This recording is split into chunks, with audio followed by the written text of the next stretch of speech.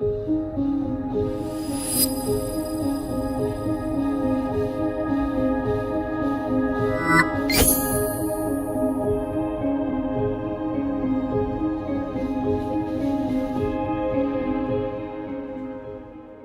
let's look into the pyrolysis process. Pyrolysis comes from two Latin words, pyro, meaning heat, and lysis, meaning separation.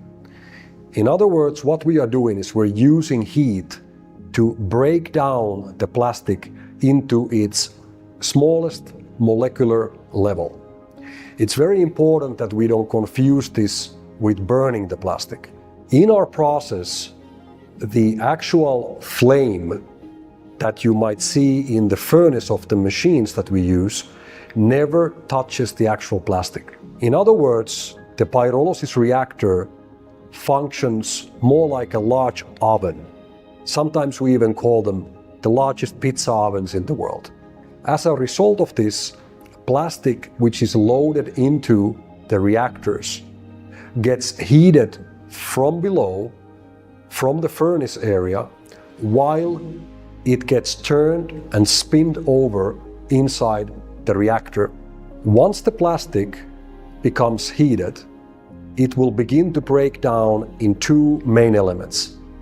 Number one, into flammable gases, which are collected within the system and channeled back into the furnace area. This is very important to keep in mind. With these gases, the system is able to operate on its own, by itself.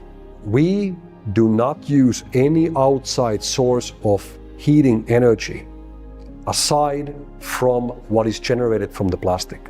We can, of course, but it's important to highlight that the entire process can be run independent from any outside source of energy, aside from some electricity that we use for spinning the electrical engines in the reactors.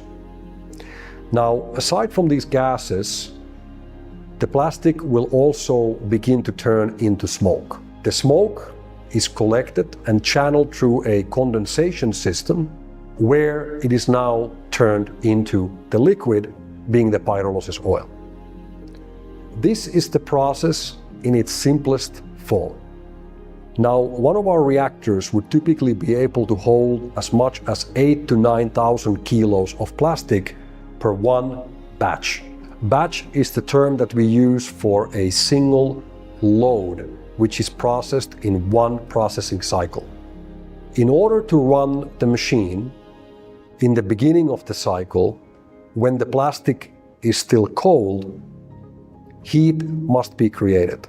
As I mentioned earlier, once the machine is up and running, after approximately 8 hours in the production cycle, there will be enough gases that are formed to actually run the heat source coming straight from the plastic. During the first 8 hours, we are able to use either some of the oil created on the previous cycle, or we could optionally use natural gas as well. Approximately 8 hours into the cycle, these gases begin to form, and after that the machine is able to run more or less independently from any outside energy source. In countries such as in Thailand, or generally speaking the southern hemisphere in the world, we are able to use solar energy to cover all of our electricity needs. This truly means that our factories will be able to be completely isolated and independent from any energy source. Once the oil is produced, our machines actually create two types of oil. We have a heavy fraction, which in character is very similar to diesel, and we have a light fraction, which is very similar in character to gasoline. These two types of oils are then either kept separate if required or desired by the off-taker, but at the moment and in most cases, our off-takers actually prefer these both fractions to be combined. Once the oil has been received from the reactor, we will place the oil into a standing container where it will remain for approximately 24 hours. During this time, any water which is formed by moisture which has been left in the plastic will now separate from the oil. In order to make the oil the highest possible quality, we will always do our best to prepare the plastic in advance to be as clean and as dry as possible.